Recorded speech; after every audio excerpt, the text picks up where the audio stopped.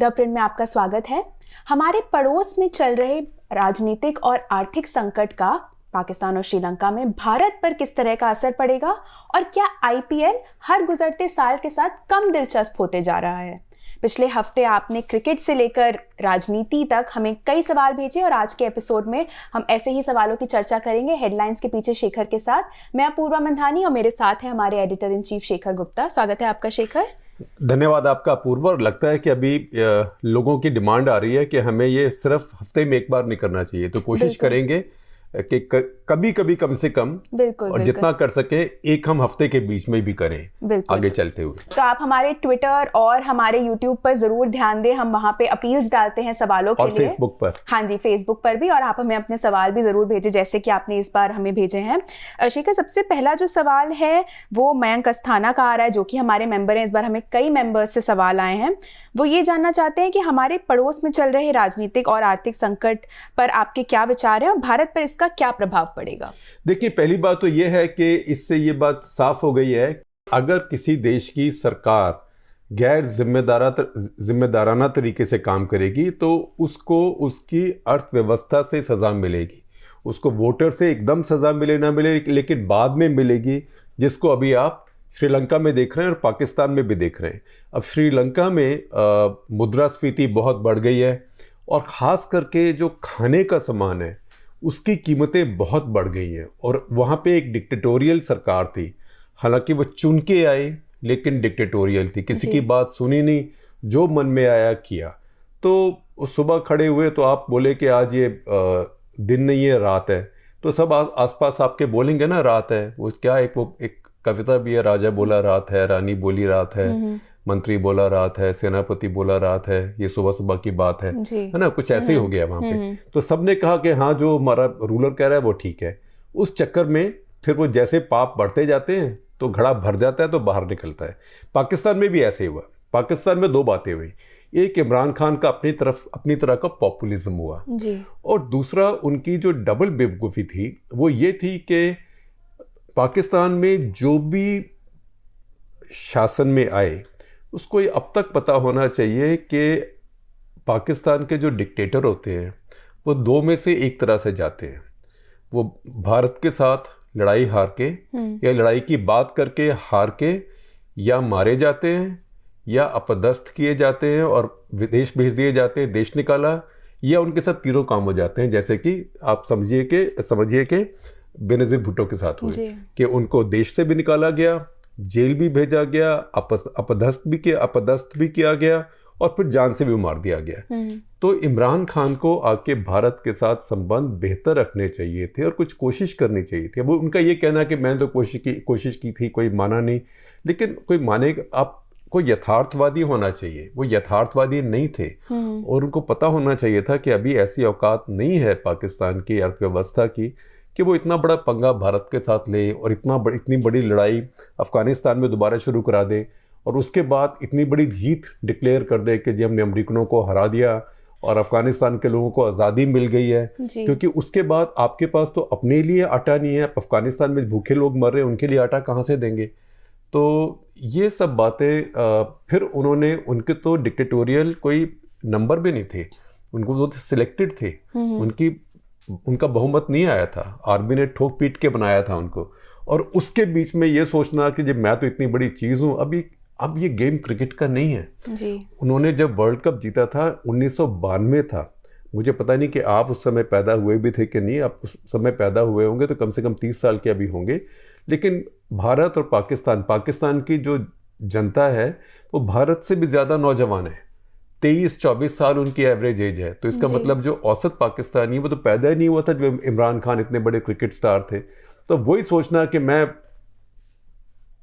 जिसको हमारे दोस्त अरुण शौरी कहते हैं मी टार्जन, राइट, तो ऐसे सोचने में वो मारे गए और फिर अर्थव्यवस्था खराब हुई, इधर उधर से उधार लेके काम चलाया। फिर आप देखिए कि अब सब लोग को हमारे यहाँ तकलीफ है, ठीक भी है कि हमारे यहाँ पेट्रोल बहुत महंगा है जी। और कई लोग ये भी कहते हैं कि देखिए पाकिस्तान में, श्रीलंका में भारत से सस्ता पेट्रोल है। अगर आप इंडियन रुपए की वैल्यू में देखें तो अगर आप इंडियन रुपए की वैल्यू में देखें तो पाकिस्तान में इस समय जो पेट्रोल का दाम है वो भारत के दाम से करीब 60%, 70% है, थोड़ा बहुत बढ़ा है पीछे, पर करीब इतना है। अब वो कहाँ से इतना कम रख रहे हैं? क्योंकि उसको टैक्स नहीं कर रहे हैं, उसको सब्सिडाइज कर रहे हैं। तो ये सब बातें आपको एक जिसको कहते हैं कि राज चलाना आना चाहिए। आप क्रिकेट में माहिर हो सकते हैं, लेकिन राजपाट चलाने में आप एकदम बुद्धू निकले। और उन्होंने कम से कम प्रधानमंत्री बन के, जो उनको लोग मजाक उड़ाते हैं इन द डिम, वो वैसे लाइफ में अपनी डिम नहीं है, वो कई चीज़ों में अच्छे हैं और ख़ास करके क्रिकेट में बहुत अच्छे हैं, लेकिन राज करने में, राजतंत्र चलाने में वो एकदम इन द डिम साबित हुए। जी, पाकिस्तान और श्रीलंका से ही जुड़े कई सवाल आए हैं दरअसल हमारे पास। तेजा माइसो जो कि हमारे मेंबर हैं, वो पूछ रहे हैं कि पाकिस्तान की राजनीतिक उथल पुथल के बिग पिक्चर प्रभाव पर आपके क्या विचार हैं। एक और तो ये अच्छा प्रतीत होता है कि एक राजनेता सेना के खिलाफ खड़े हो रहे हैं, वो बोल रहे हैं क्या ये सेना की प्रॉक्सी को कमज़ोर करेगा या ये कुछ ज़्यादा ही बुरा है, खासकर भारत और चीन के संदर्भ में जीतेगा कौन और हारेगा कौन? देखिए, बड़ी मिली जुली तस्वीर है। एक तरफ तो आप देखें, बोले कि हाँ ये पहली बार है इतने दिनों के बाद कि एक राजनेता जो चुना हुआ प्रधानमंत्री था, उसने फौज से पंगा लिया, और अब वो कोर्ट में भी इसलिए हारा कि कोर्ट को भी पता था कि फौज उनके साथ है, क्योंकि फौज प्रधानमंत्री के खिलाफ है। लेकिन ये बात हम तब कह सकते थे जब वो प्रधानमंत्री खुद चुना हुआ बहुमत लेके आया हुआ होता और बैठा होता है। जैसे कि नवाज शरीफ पहले थे, उनका 2/3 बहुमत था, उनको सेना ने और बाकी लोगों ने मिलकर निकाला। सेना ने कैसे निकाला? सेना के साथ कौन मिला था उनको निकालने के लिए? इमरान खान। इसीलिए इमरान खान को हम कहते हैं सिलेक्टेड प्राइम मिनिस्टर, कि उन्होंने नवाज शरीफ को निकलवा दिया, आसिफ जरदारी को निकलवा दिया, बाकी सारी अपनी अपोजिशन ख़त्म कर ली, उसके बाद जोड़ तोड़ की सरकार बना ली। तो ये इसमें क्रेडिबिलिटी इमरान खान की तब होती जब वो अपने बलबूते पे बहुमत लेके आए होते। उनको तो बनाया ही फौज ने था, अब गिरा दिया फौज ने। अब फौज ने मुझे बनाया है और मैं फौज से कल को, मतलब ये आई एम सॉरी, मैं कोई कुत्ते का जब कंपैरिजन लेता हूँ, किसी की मैं बेइज्जती नहीं करता, हम तो कुत्तों को बहुत प्यार करने वाले हैं, कुत्तों का हुक्म मानते हैं अपने घर में भी। लेकिन ये कि मालिक का कुत्ता ही अगर बोले कि मैं मालिक हूँ और मैं तेरे को सीधा कर दूंगा, तो फिर खाने पीने का सामान तो मालिक ही देगा ना उसके बाद में, और बंद कर देगा तो आप किसी और की आप तो फिर धोबी का कुत्ता हो जाएंगे, ना घर का ना घाट का। तो ऐसा ही सवाल हो गया, क्योंकि फौज ने उनको बनाया था, वो खुद अपनी मेजॉरिटी लेके नहीं आए थे। लेकिन उनकी ईगो इतनी है कि थोड़े दिनों में उनको एक डिल्यूजन हो गया, वहम हो गया कि मैं अपनी ताकत से सब कुछ लाया हूँ, और दुनिया भर की बकबक हर जगह करनी शुरू कर दी और बिल्कुल इस्लामिस्ट बन गए। अब देयर इज उनकी हाव भाव में, उनके तरीके में, उनकी ज़िंदगी में, वो तो इतनी बड़ी सेलिब्रिटी थे, उनके बारे में किताबें लिखी गई हैं, गॉसिप कॉलम, उनके बारे में इतने बड़े बड़े ऐसे लिखे गए हैं, फीचर लिखे गए हैं, सबको पता है कि उनका लाइफस्टाइल क्या था। अब वो अचानक इतने ज़बरदस्त इस्लामिस्ट बन जाएं कि दुनिया भर के OIC की समिट में वो कह रहे हैं, अब उनका वीडियो देखिए, आप गूगल करेंगे मिल जाएगा, वो कह रहे हैं कि दुनिया भर में समस्या किस बात से हो रही है, खास करके इस्लामिक दुनिया में, ये मोबाइल फ़ोन से हो रही है। और वो कहते हैं मोबाइल फ़ोन के ऊपर वीडियो आते हैं, हमारे बच्चे उसको देखते हैं अपने कमरे में, वो पोर्नोग्राफी देखते हैं, उसकी वजह से तलाक बढ़ रहे हैं। अरे भैया, अगर तलाक बढ़ रहे हैं तो इतने साल से आप क्या देख रहे थे? आप ये देख रहे होंगे, आपके तो 3 तो कम से कम हमें मालूम है हो चुके हैं, 1-2 बच्चे इधर उधर और घूमते हैं कि हम इमरान खान के बच्चे हैं। तो ये बिल्कुल कन्विंसिंग नहीं थी ये। वो इसमें दोनों ही बातें थी, नया मुल्ला अल्लाह ही अल्लाह बोलता है, और दूसरा ये भी था कि 900 चूहे खा के बिल्ली हज को चली। जी, स्वास्थ्य रथ जो कि हमारे मेंबर हैं, वो बोल रहे हैं कि मेरा सवाल श्रीलंका के इकोनॉमिक क्राइसिस, आर्थिक संकट के ऊपर है। क्या श्रीलंकन क्राइसिस के पीछे चाइनीज डेट ट्रैप का कोई कंट्रीब्यूशन है? अगर हाँ, तो क्या श्रीलंका का एग्जाम्पल देख के भारत के पड़ोसी चाइना से दूरी बनाएंगे? देखिए, दुनिया भर के देश, अफ्रीका के देश भी, जिन लोगों ने बहुत पैसा चीनियों से लिया हुआ है, उन सबको समझ आना शुरू हो गया है कि चीन कोई, जिसको कहते हैं बिनाइन डोनर नहीं है या बिनाइन लेंडर नहीं है। चीन कोई भारत के पब्लिक सेक्टर बैंक जैसा भी नहीं है कि आप उसका डिफ़ॉल्ट करके और कोई बहाना बना के भाग जाएंगे, और या तो फिर आप वो IBC के सामने जाके, बैंक्रप्सी के सामने जाके 10% वापस कर देंगे, 90% वो हेयर कट ले लेंगे, जिसको कि मैं मुंडन कहता हूँ। और ना वो वर्ल्ड बैंक जैसा है कि चलिए उसको हमने फिर से आगे कर दिया, फिर से आगे कर दिया, या बहुत थोड़े ब्याज पे।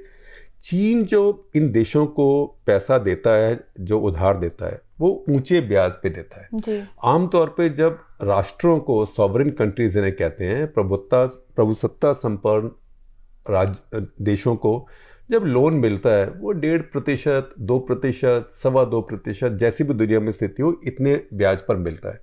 लेकिन चीन ये 4.5%। अब वो एक्सचेंज रेट का भी रिस्क होता है कि आपने तो हार्ड करेंसी में लिया, क्योंकि चीन की करेंसी भी हार्ड करेंसी है, और चीन तो अपनी करेंसी को हालांकि थोड़ा सा कमजोर रखता है, लेकिन वो थोड़ा सा ये स्टेबल हार्ड करेंसी है जी। तो जब तक आपको वापस देना होता है, आपकी करेंसी में आपका दाम बहुत बढ़ जाता है। तो लंका ने ये देखा। अब लंका के पास इस समय जो उधार है, वो उसके उधार में चीन का जो हिस्सा है करीब 4-5% ही है। बाकी उधार उनका ग्लोबल फाइनेंशियल जो इंस्टीट्यूशंस हैं उनका है, या उनके अपने बॉन्ड्स हैं। जैसे उनके $2 बिलियन के बॉन्ड अभी जुलाई में मैच्योर हो रहे हैं। और आप कहेंगे $2 बिलियन क्या चीज़ होती है, लेकिन श्रीलंका की जो टोटल इकोनॉमी है, टोटल अर्थव्यवस्था है, जीडीपी, वो करीब $80 बिलियन ही है। तो 2 बिलियन के बॉन्ड अभी मैच्योर हो रहे हैं। उनके पास वो पैसा देने के लिए नहीं है जी। श्रीलंका के पास जो पूरी की पूरी जो उनकी फॉरेन एक्सचेंज है वो भी उतनी नहीं है, उससे बहुत कम है। तब वो कैसे पे करेंगे? इसलिए वो बॉन्ड जब ट्रेडिंग में इस टाइम है दुनिया में, तो $1 का बॉन्ड जो है इस समय 59 सेंट का बिक रहा है। इसका मतलब करीब 40% लोग सोचते हैं कि बॉन्ड तो डूब ही जाएंगे, वो सरकार के। तो ये दुनिया भर से लोन लिया हुआ है। जो चाइना ने पहले एक लोन दिया था बड़ा, वो दिया था हम्बनटोटा बंदरगाह के लिए जी। उसको चाइना ने अब ले लिया है। उन्होंने कहा कि इसको हम 99 ईयर लीज पे ले रहे हैं क्योंकि आप हमारा उधार नहीं चुका पा रहे। तो चीनी कोई राइट ऑफ नहीं करते। पाकिस्तान को भी खतरा है कल को कि सीपीईसी में इतना उधार ले लिया, वहां भी उन्होंने 80-85 करोड़ बिलियन उधार ले लिया है चीन से। हम वापस नहीं दे पाएंगे तो कल को चीन बोलेगा सारी जमीन हमारी है, सारा प्रोजेक्ट हमारा है, ग्वादर का बंदरगाह हमारा है। मैं नहीं समझता कि इस बात की बहुत बड़ी संभावना है कि ग्वादर की जो बंदरगाह है उसको पाकिस्तानी चलाएंगे, उसको चीनी ही चलाएंगे आगे जाके। तो चीन से सब लोग इस बात से डर रहे हैं, मालदीव्स भी डर रहा है, और ये अब साफ हो गया है। बांग्लादेश, नेपाल, सबको ये बात समझ आ रही है। नेपाल में भी बहुत बड़ा एक इशू चल रहा था कि $500 मिलियन की उनको एड अमेरिका ने ऑफर की थी, और वहाँ पे जो, क्योंकि वहाँ पे तो जो माओइस्ट हैं उनकी बहुत शक्ति है, तो जब माओइस्ट नेता थे प्रचंड से लेके ओली तक सब, वो उनके राष्ट्रीय पंचायत जिसे कहते हैं, वो नेशनल पार्लियामेंट, वहाँ भी अपोज कर रहे थे। लेकिन और चाइनीज़ उसके पीछे लगे हुए थे कि अमेरिका से पैसे ना ले लेंगे तो हमारे ऊपर इनकी निर्भरता कम हो जाएगी। लेकिन अब नेपाल ने भी वो पैसा ले लिया है अमेरिकन से। तो थोड़ा सा मैं कहूँगा कि एक संतुलन आ रहा है हमारे आस पड़ोस में। बड़ी बात यह है कि जब मुसीबत हो जाती है आपके ऊपर, जैसे श्रीलंका के ऊपर हुई है, तब चीनी नहीं आते हैं जी। तब वो जहाज भर भर के डीजल और पेट्रोल भारत से ही जा रहा है। इसी से जुड़ा दूसरा सवाल आ रहा है पल्लव सक्सेना का, जो कि हमारे मेंबर हैं। वो पूछ रहे हैं, क्या श्रीलंका में संकट के बाद बाकी देशों द्वारा चीनी निवेश पर कड़ा रुख अपनाने की उम्मीद है, और ये BRI belt and road initiative और चीन की कूटनीतिक दबदबे को कैसे प्रभावित करेगा?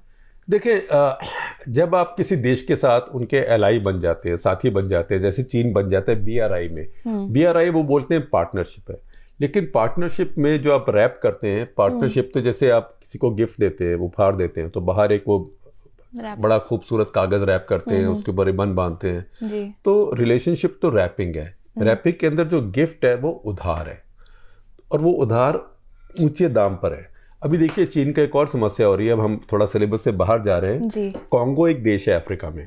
अब कॉन्गो में दुनिया भर के कोबाल्ट का बहुत बड़ा जखीरा है। कोबाल्ट इस समय एक ऐसा खनिज पदार्थ है जिसकी दुनिया में बहुत ज़रूरत है इलेक्ट्रिक व्हीकल्स के लिए, EVs के लिए, बैटरीज के लिए, और कोबाल्ट दुनिया में बहुत जगह मिलता नहीं है। तो चीनियों ने जाके दुनिया भर के तरीकों से कॉन्गो पे एक तरह से अपनी धाक जमाने की कोशिश की कि दुनिया भर का कोबाल्ट जो है उनके हाथ में आ जाए। अभी वहाँ उनको कॉन्गो से भी पुशबैक मिल रहा है क्योंकि लोगों के बात समझ आ रही है। तो मुझे लगता है कि चीनी कुछ ज़्यादा लालची हो गए, और शुरू में बहुत ज़्यादा वो कामयाब भी हो गए, और उसका कुछ खामियाजा उन्हें भुगतना पड़ रहा है क्योंकि वो उस चक्कर में बहुत एरोगेंट भी हो गए। जी। करण बेदी का सवाल है कि श्रीलंका और पाकिस्तान दोनों में वो बोल रहे हैं कि मैंने उनके मंत्रियों और नेताओं की तरफ से मैं ये सुन रहा हूँ कि आईएमएफ उनकी स्थिति के लिए जिम्मेदार है। ये कितना सच है? क्या आईएमएफ के बेलआउट्स वास्तव में देशों की संप्रभुता को चोट पहुंचाते हैं? देखिए, इसमें मेरा बड़ा साफ सवाल, मैं इसका एक काउंटर क्वेश्चन है, सवाल है कि आप आईएमएफ के पास गए क्यों? देश आईएमएफ के पास क्यों जाते हैं? आपको पता है कि फिर आईएमएफ कहेगा कि आप थोड़े से मुश्किल फैसले लो, आप सब्सिडीज बंद करो, आप टैक्स कलेक्शन बेहतर करो, टैक्स रेट कट करो लेकिन टैक्स कलेक्शन बेहतर करो, आप बिजली का, पानी का, सब चीज़ का ठीक दाम लोगों से लो, आप मुफ्त में मत बांटो रेवड़ियों की तरह से दिवाली की या लोहड़ी की। तो आप आईएमएफ के पास तब जाते हैं जब आप अपने देश को ऑलरेडी दिवालिया कर चुके होते हैं। दिवालिया क्यों होता है आपका देश? आपकी नीतियों से होता है। तो उस नीतियों में क्या होता है? एक तो होता है जो पॉलिटिकल एलीट्स होती हैं वो करप्ट हो जाती हैं, बहुत पैसा खा गए, फिर आपका खजाना खाली हो गया, फिर कहते हैं बाप रे बाप अब क्या करें। अच्छा, एक बैंक है आईएमएफ, उनके पास जाते हैं, आईएमएफ कहता है देखो पैसा तो मैं दे दूंगा लेकिन अब जो पहले आप कर रहे थे सब कुछ नहीं होगा। अब पाकिस्तान के ऊपर आईएमएफ ने क्या कंडीशनैलिटी लगाई, जिसको उन्होंने काफ़ी दिन नहीं माना, फाइनली माना, और उसके लिए उन्होंने अपनी पार्लियामेंट में ये बिल भी पास किया। आईएमएफ ने कहा कि आप जो अपनी करेंसी की वैल्यू है वो मार्केट में जैसे करेंसी की वैल्यू मार्केट के बाजार के हिसाब से होगी उसको रहने दो, आप उसमें इंटरफियर मत करो। दूसरा, आपके यहाँ जो इन्फ्लेशन है, जो मुद्रास्फीति है और जो ब्याज की दरें हैं, वो आपका जो रिजर्व बैंक है, जिसे पाकिस्तान में स्टेट बैंक ऑफ पाकिस्तान कहते हैं, उसको पूरी तरह से स्वायत्तता दें कि वो उसको सेट करे। ऐसे नहीं कि आपको जैसे टर्की में हो रहा है, अब टर्की में एर्डोगान कहते हैं कह रहे आप इंटरेस्ट इतने पे करो और कम कर दो और कम कर दो, मुद्रास्फीति और ज़्यादा होती जा रही है क्योंकि वो मैकॉन मीटा अर्जन। तो पाकिस्तान में भी यही हो रहा था। तो आईएमएफ ने कहा कि अगर आपको हमारा लोन चाहिए तो आपके यहाँ फिस्कल डिसिप्लिन चाहिए और मॉनिटरी डिसिप्लिन चाहिए, मुद्रा का डिसिप्लिन। उसके लिए जो आपका सेंट्रल बैंक है, जो आपका रिजर्व बैंक ऑफ इंडिया का इक्विवेलेंट है, उसको पूरी स्वायत्तता देनी पड़ेगी। उन्होंने कहा जी हम बिल्कुल देंगे, हम वायदा करते हैं। आईएमएफ ने कहा वायदा शायदे से कुछ नहीं मानते, आप अपनी पार्लियामेंट में एक लॉ पास कीजिए और उस लॉ में ये कहिए कि इस लॉ के मुताबिक हमारा जो सेंट्रल बैंक है वो पूरी तरह से स्वायत्त होगा और किसी को भी उसके अंदर उनको कुछ कहने की, निर्देश देने की इजाज़त या शक्ति नहीं होगी। तो एक तरह से उस देश ने अपनी जो सॉवरेन पावर है, अपनी जो प्रभुसत्ता की पावर है, वो भी आईएमएफ को दे दी। पर आपने क्यों दी? जब आपके घर के बर्तन भी बिक जाए तो फिर आप किसी के पास पैसे मांगने जाएं तो फिर वो बोलेगा ना कि भैया, जैसे हम सबकी माँ भी हमको सिखाती थी बचपन से कि बेटा या तो जितना कमाते हो उससे कम खर्च करो या जितना खर्च करते हो उससे ज्यादा कमाओ। अगर इंसान भी करेगा आमदनी अठन्नी खर्चा रुपया तो आप दिवालिया हो जाएंगे। फिर आप पड़ोसी के पास जाएंगे, फिर पता नहीं पड़ोसी आपसे क्या क्या मांगेगा। इस केस में देश दिवालिया हो जाते हैं। भारत आईएमएफ के पास क्यों गया था 91 में? क्योंकि भारत की जो नीतियां थी राजीव गांधी के 5 साल में और उसके बाद वीपी सिंह के करीब 1 साल में, वो बहुत ही इनडिसिप्लिन्ड नीतियां थी। एक तो राजीव गांधी के समय में बहुत ज़्यादा आयात हुआ, खास करके हथियारों का हुआ। वो पहला समय था जब भारत में जो डिफेंस बजट था 4% के ऊपर चला गया जीडीपी के, लेकिन उसके लिए विदेशी मुद्रा से आयात होता है, विदेशी मुद्रा की कमी हो गई। तो 1991 में जब मनमोहन सिंह और नरसिम्हा राव आए तो उन्होंने देखा कि उनके पास बैलेंस ऑफ पेमेंट्स ही नहीं थी और क्राइसिस होने वाला था कि भारत अपनी इंपोर्ट बिल के लिए पैसे नहीं दे पाएगा, या जो श्रीलंका में हो रहा है बॉन्ड्स अपने डिवॉल्व हो जाएंगे। तो तब उनको आईएमएफ के पास जाना पड़ा। आईएमएफ के पास गए, आईएमएफ ने बड़ी ज़बरदस्त कंडीशनैलिटीज़ लगाई, वो माननी पड़ी आपने। लेकिन अच्छी बात उसके बाद ये हुई कि अकल आ गई और भारत ने फटाफट अपनी इकॉनमी में रिफॉर्म किया। 91 का रिफॉर्म, 91 का रिफॉर्म आप सब जानते हैं, और उससे इकॉनमी बढ़नी शुरू हो गई। तो जितना लोन सैंक्शन हुआ था भारत का आईएमएफ से, भारत ने वो लोन सारा लिया ही नहीं, कुछ पार्ट लिया और उसको जल्दी वापस भी कर दिया। तो ये देखिए, ठोकर खा के भी जिसको अकल ना आए उसको आप क्या कहेंगे। पाकिस्तान के पास पिछले 30 साल में ये 14वां आईएमएफ बेल आउट है। तो मतलब ये तो आईएमएफ की आपको एडिक्शन है कि आप वैसे दारू पी रहे हैं शाम को, फिर बोल रहे हैं सुबह जब आप उठ रहे हैं सिर में दर्द हो रहा है, उल्टियाँ आ रही हैं, फिर बोल रहे मैं आज से दारू कभी नहीं पीऊंगा, शाम को अब फिर कहते हैं दारू कहाँ है, कल से बंद करूंगा। तो ये कुछ देशों की एडिक्शन हो गई है। जी। अगला सवाल है सार्थक संगम नेरकर का, जो कि हमारे मेंबर हैं। वो बोल रहे नमस्ते अपूर्वा और गुप्ता जी। वो टोरंटो से हमारा हर एपिसोड देखते हैं और वो पूछना चाहते हैं कि यूक्रेन में युद्ध ने भारत और ईयू के संबंधों को कैसे प्रभावित किया है और क्या फ्रांस में चुनाव इसे और प्रभावित करेगा। आपने दो बड़ी गहरी बातें पूछी हैं और दोनों अलग अलग बातें हैं, लेकिन दोनों हैं गहरी। तो सार्थक जी, पहली बात तो ये है कि भारत और ईयू में थोड़ी बहुत खींचातानी है, लेकिन ईयू को आईने में झांक के देखना चाहिए। ईयू कभी भारत के साथ किसी भी चीज में आज तक खड़ा नहीं हुआ है, किसी भी चीज में। उसमें मैं कहूंगा कि पीछे दो देश जो यूरोप के हैं, एक ब्रिटेन, वो तो खैर ईयू से बाहर हो गया, ब्रिटेन और फ्रांस, वो दो अलग रहे हैं। बाकी जो यूरोप के देश हैं वो भारत के साथ बहुत ज्यादा सिंपैथेटिक नहीं रहे हैं। तो उनके लिए ये कहना भारत के लिए कि अब आके आप हमारे फटे में टांग अड़ाओ कि हमारी लड़ाई हो रही है रूसियों के साथ, आप उसमें हमारी मदद करो, तो उसमें भारत का ये सोचना और कहना ठीक है, ये बात उचित है कि भाई हमारे पास चीनी आके बैठे हुए हैं, आपने तो कभी चीनियों को एक लाइन भी नहीं बोली, आपके बाप की हिम्मत नहीं है उनको बोलने की, आप तो उनकी चमचगिरी करते हो दिन रात। ऐसे ही हमारे साथ जो पाकिस्तान के साथ इशू है, टेरर के साथ इशू है, सिर्फ एक रूटीन स्टेटमेंट के अलावा आप कुछ नहीं कर सकते, कुछ नहीं करते हैं। लेकिन आप देखें कि अमेरिकन्स ने चीनियों की जितनी भर्त्सना की है लद्दाख में आने पर, उतनी भारत की खुद की सरकार ने नहीं की है। भारत की सरकार बहुत ध्यान से बोलती है, चीन भी कभी नाम नहीं बोलती, हमारे प्रधानमंत्री कभी चीन का नाम नहीं बोलते। लेकिन उधर बाइडेन से लेके secretary of state, national security adviser, secretary of defence, White House spokesperson, सबने कहा है। यूरोप में कोई नहीं करता है जी। तो थोड़ा सा यूरोप को भी बात समझने की जरूरत है, और यूरोप को थोड़ी अकल भी आ रही है कि उनको अब एक इम्प्लीकेशन नजर आ रही है कि अपनी जो सिक्योरिटी उन्होंने सुस्त बन के आउटसोर्स कर दी थी अमेरिका को, अब नजर आ रहा है कि हमारे पास नहीं है। क्योंकि यूक्रेन जो है छोटा सा देश है, वो किस लिए खड़ा है? इसलिए खड़ा है कि उसके सारे देश अब हथियार भेज रहे हैं जी। और नेटो हथियार भेज रहा है, और नेटो की शक्ति कहां से आती है? अमेरिका से आती है। तो यूरोप को अपने गिरेबान में झांकने की जरूरत है। दूसरी बात जो फ्रांस की है, तो फ्रांस में जो अभी लेटेस्ट ओपिनियन पोल्स आ रही हैं, उनमें कुछ गैप जो है ये मैक्रॉन और मरीन लिपेन के बीच में थोड़ा कम होता जा रहा है। लेकिन अभी इतना कम नहीं हुआ है जिससे लगे, कई लोग कह रहे हैं अरे ये तो ब्रेक्सिट की तरह है, ये तो ट्रंप 2016 की तरह है कि कम होता जा रहा है, फिर जिसका मोमेंटम होता है वो बाद में जीत जाता है। तो मैं ये नहीं कहता कि जीतना असंभव है मरीन ले पेन का, पर इस समय वो संभावना के क्षेत्र में आ चुका है, लेकिन फिर भी कम लाइकली है। अगर वो जीतती हैं तो यूरोप पे उसका बहुत फर्क पड़ेगा। मुझे नहीं लगता कि भारत के साथ फ्रांस के संबंधों का बहुत फर्क पड़ेगा, क्योंकि भारत के साथ तो कमर्शियल संबंध भी बहुत हैं फ्रांस के जी।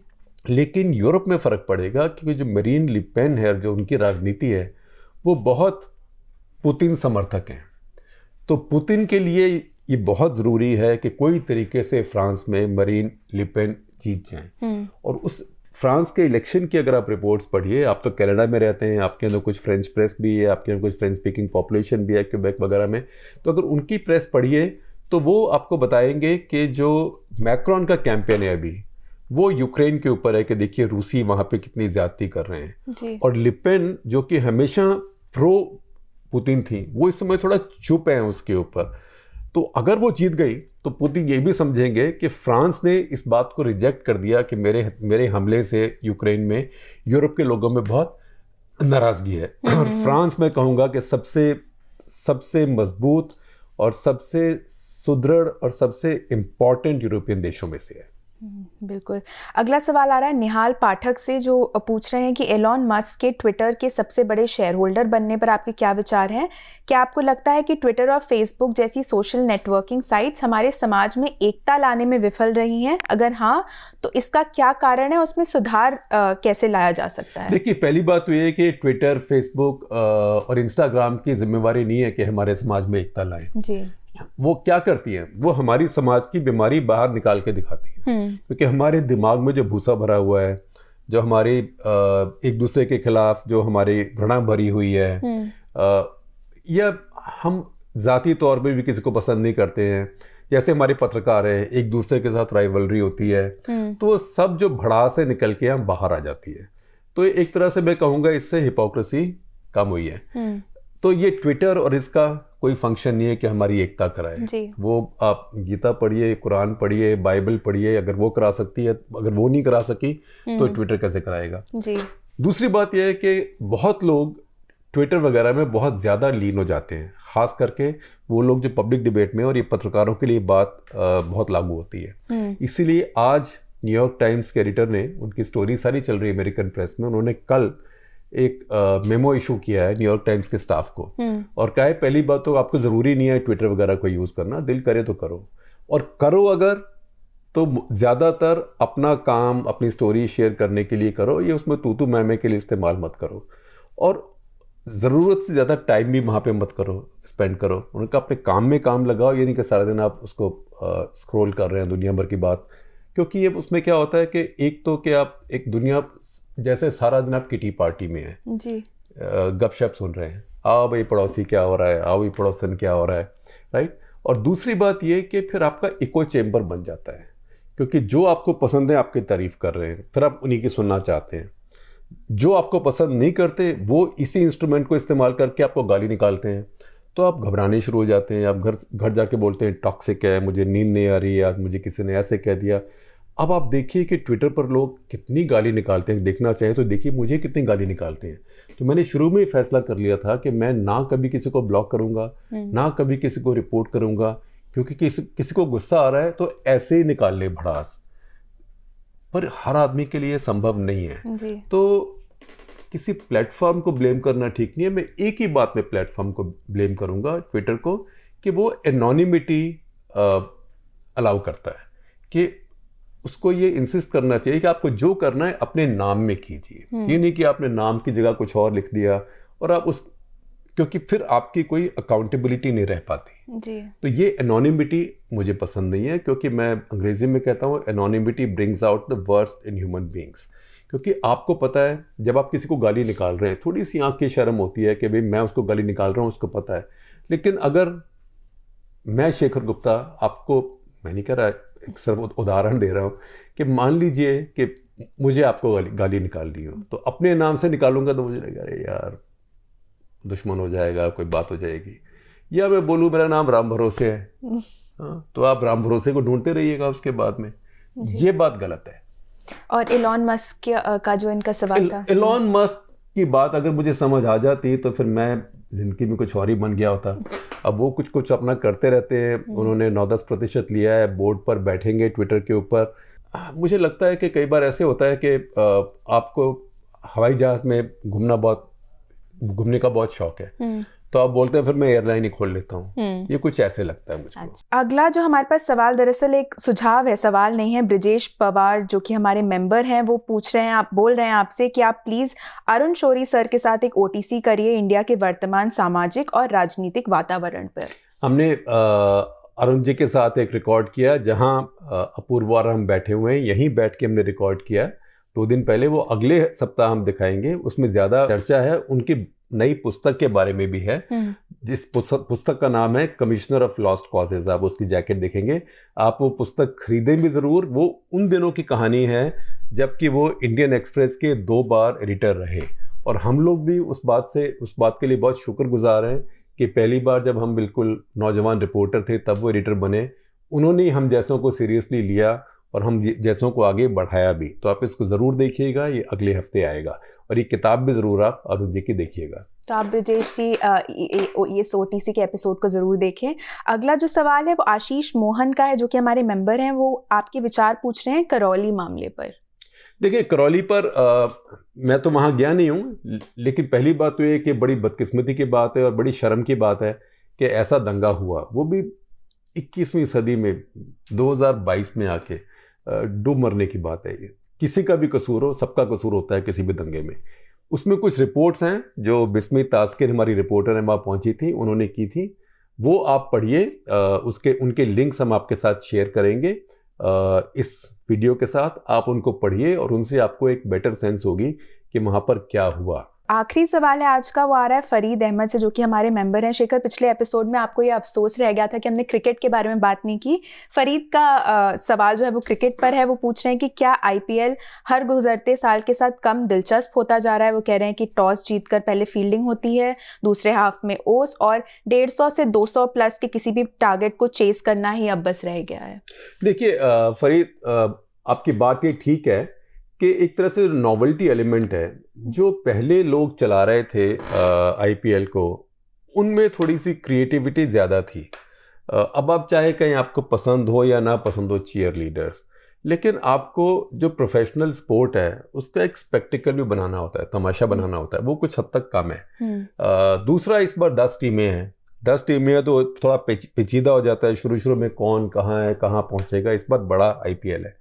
तीसरी बात ये आप याद करिए कि जो पिछला आईपीएल था वो स्प्लिट हो गया था।